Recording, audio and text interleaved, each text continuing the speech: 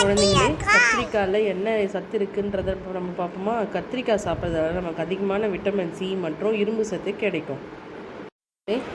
தக்காளியில் என்னென்ன விட்டமின்ஸ் இருக்குதுன்னு பார்ப்போமா? விட்டமின் ஏ, சி அதிகமாக உள்ளது. அப்புறம் இதில் கால்சியம், பாஸ்பரஸ், இரும்பு சத்து, விட்டமின் பி, மாவு சத்தும் அதிகமாக இருக்குது. ஓகேவா கிட்ஸ்? வெங்காயத்துலேயே அதிகமாக விட்டமின் சி, நார் சத்து இருக்குது. அது இல்லாமல் கால்சியம், இரும்பு சத்து, புரதச்சத்தும் இருக்குது. ஓகேவா கிட்ஸ்?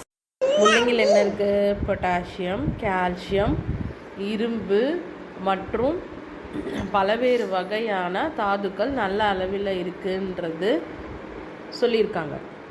பூசணிக்காயில் என்னென்ன பெனிஃபிட்ஸ் இருக்குது? விட்டமின் பி, ஏ, மினரல்ஸ், தாது உப்புக்கள், கால்சியம், இரும்பு சத்து, பாஸ்பரஸ் இந்த மாதிரி அதிகமான சத்து நிறைந்துள்ளது.